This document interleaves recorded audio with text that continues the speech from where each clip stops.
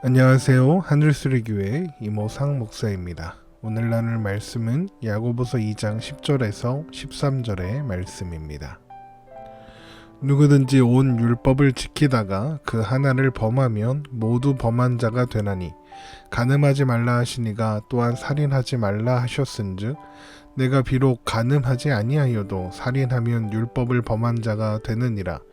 너희는 자유의 율법대로 심판받을 자처럼 말도 하고 행하기도 하라. 긍휼을 행하지 아니하는 자에게는 긍휼 없는 심판이 있으리라. 긍휼은 심판을 이기고 자랑하느니라. 아멘. 야고보서는 경건에 대하여 말하면서 차별하지 말아야 한다고 했습니다. 차별하지 말아야 하는 것은 미련하고 천하고 멸시받고 없는 자리에 있었던 우리가 하나님의 택하심과 부르심 그리고 예수 그리스도의 낮아지심으로 말미암아 지혜와 의로움과 거룩함과 구원함을 받게 되었고 또 영광의 자리에 서게 되었음을 알기 때문이라 하였습니다. 그런 사람이 다른 사람을 판단하고 차별할 수는 없는 일이라는 것이죠. 그러면서 만일 차별한다면 하나님의 말씀을 지키지 않는 것이며 율법이 그 사람을 범법한 사람으로 할 것이라고 이야기했습니다. 그리고 이어지는 오늘 말씀은 바로 그런 연장선 속에 있는 말씀입니다. 야고보서 2장 10절입니다. 누구든지 온 율법을 지키다가 그 하나를 범하면 모두 범한 자가 되나니. 야고보서는 이렇게 모든 율법이 하나로 연결되어 있다고 이야기합니다. 그리고 이 이야기는 야고보서 2장 8절에서 너희가 만일 성경에 기록된 대로 내 이웃 사랑하기를 내 몸과 같이 하라 하신 최고의 법을 지키면 잘하는 것이다. 이 말씀을 토대로 나온 말씀입니다. 또 이것은 주님께서 어떤 계명이 가장 크냐고 묻는 율법사에게 가르쳐 주신 내용에서 나온 것입니다. 마태복음 22장 37절에서 40절의 말씀입니다. 예수께서 이르시되 내 마음을 다하고 목숨을 다하고 뜻을 다하여 주 너희 하나님을 사랑하라 하셨으니 이것이 크고 첫째 되는 계명이요 둘째도 그와 같으니 내 이웃을 내 자신과 같이 사랑하라 하셨으니 이 두 계명이 온 율법과 선지자의 강령이니라. 내 이웃 사랑하기를 내 몸과 같이 하라. 이 말씀은 예수님의 가르침이었을 뿐만 아니라 야고보가 지도자로서 섬긴 예루살렘 교회의 중요한 가르침이었던 것입니다.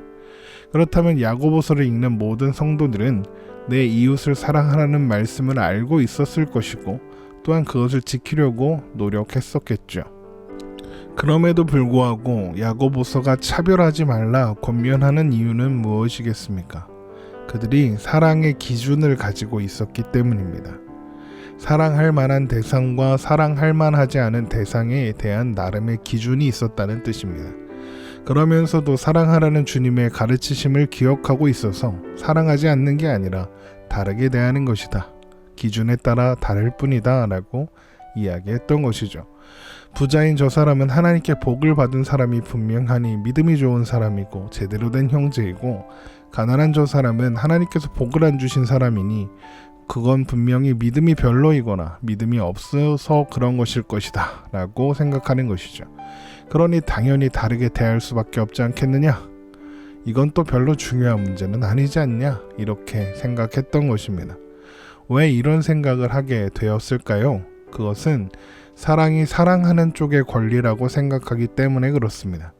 율법 교사가 예수님께 와서 어떻게 해야 영생을 얻을 수 있겠냐라고 물을 때 주님은 우리가 앞에서 읽은 말씀대로 하나님을 사랑하고 이웃을 사랑하는 것이라고 대답하셨습니다. 그러자 율법 교사는 이렇게 묻습니다. 누가복음 10장 29절입니다. 그 사람이 자기를 옳게 보이려고 예수께 여짜오되 그러면 내 이웃이 누구이니까? 이 질문에는 내가 할 수 있다 이런 생각이 그 배경으로 깔려 있습니다.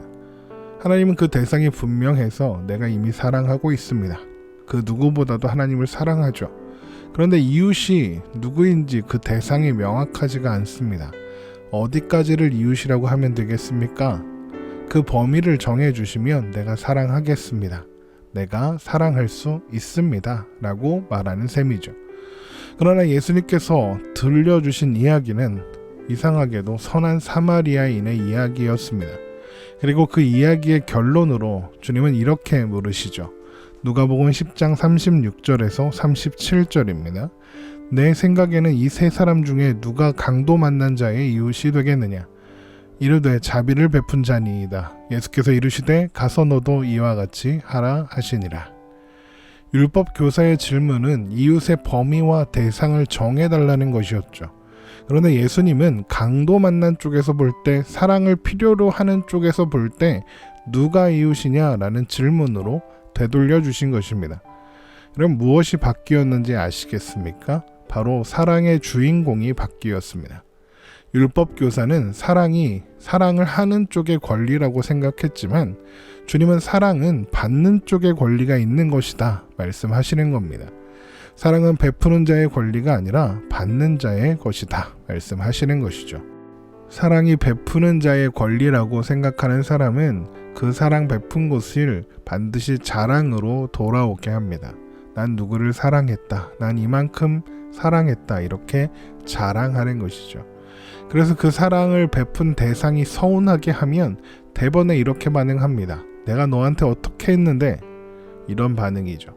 왜 그렇겠습니까? 사랑이 내 거라고 생각해서 그렇습니다. 그러나 사랑은 사랑이 필요한 사람에게 건너지면 끝이어야 합니다. 강도 만난 사람이 볼 때 누가 이웃이었겠느냐? 자비를 베푼 자이니다. 맞다. 너도 그렇게 가서 해라. 이것이 예수님의 대답입니다. 그래서 사랑은 범위를 지정할 수 있는 것이 아니고, 그래서 사랑은 내가 누구는 사랑하고 누구는 사랑하지 않겠다고 할 수 있는 것이 아니라는 것입니다.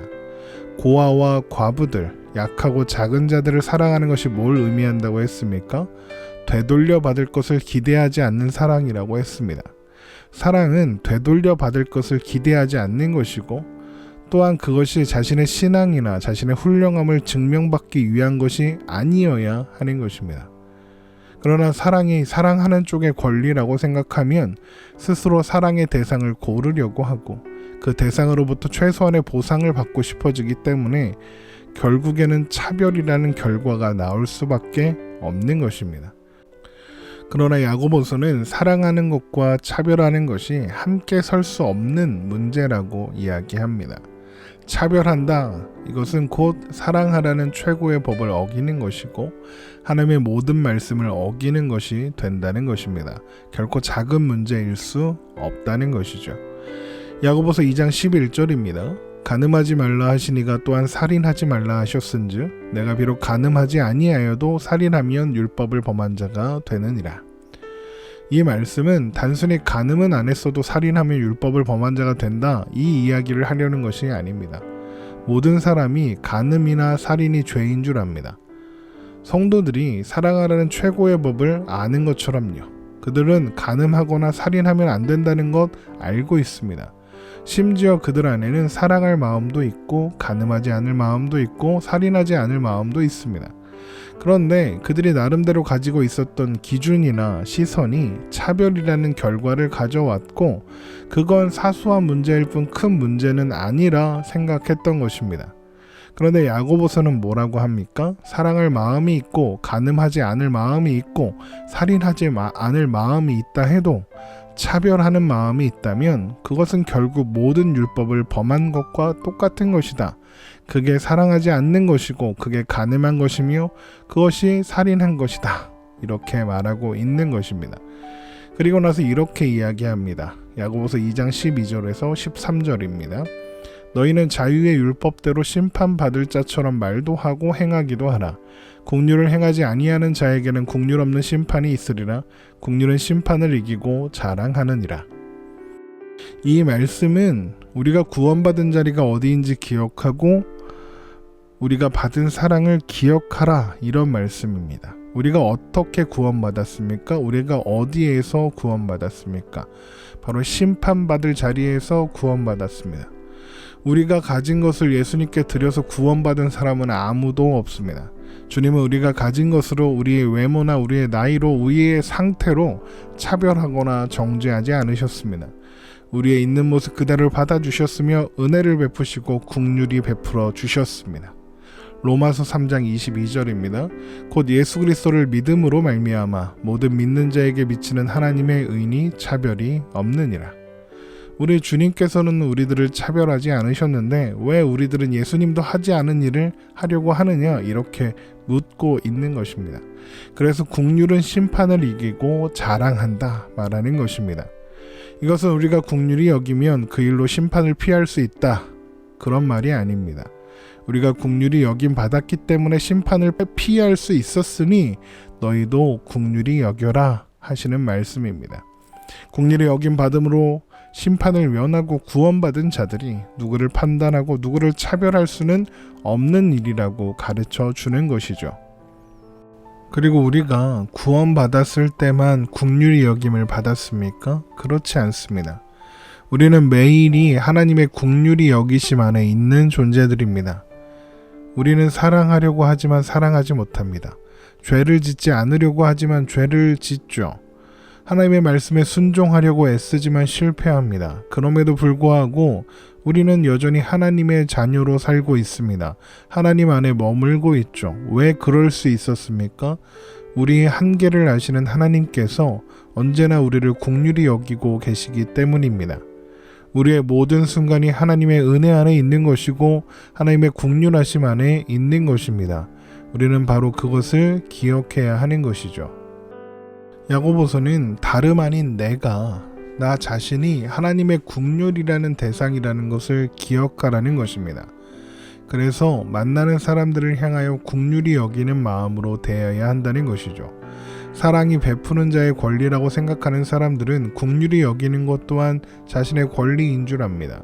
그러나 긍휼히 여김 받았으므로 긍휼히 여겨야 하는 것입니다. 그들은 그것을 모르고 있는 것이죠. 하나님의 사랑은 그렇지 않습니다. 하나님께서 우리에게 주신 사랑은 그런 사랑이 아닙니다.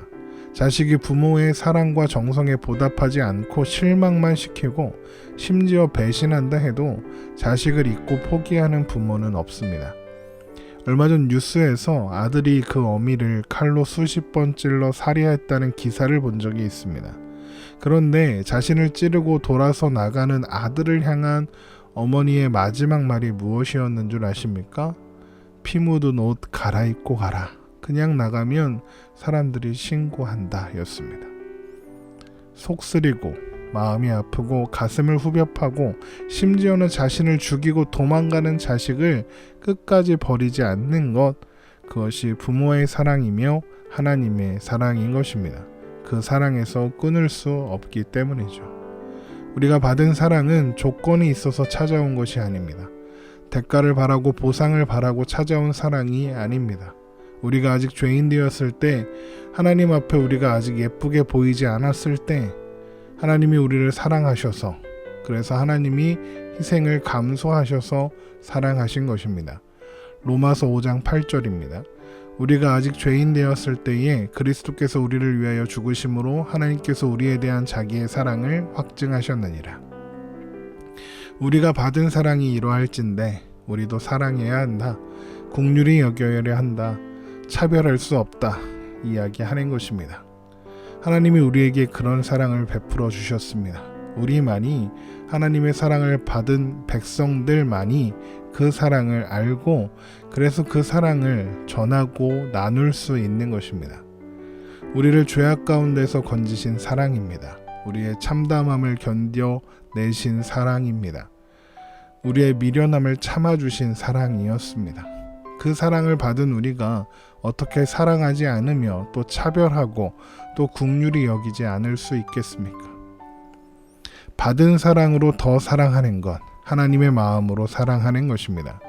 하나님의 사랑을 알고 또 그 하나님의 사랑으로 사랑하는 것, 그것이 우리가 사랑하는 방식이요 살아가는 방식이어야 하겠습니다. 하나님의 사랑을 아는 자로서 오늘도 사랑하고 오늘도 긍휼히 여기며 사랑을 나누는 우리가 되기를 주님의 이름으로 축원합니다.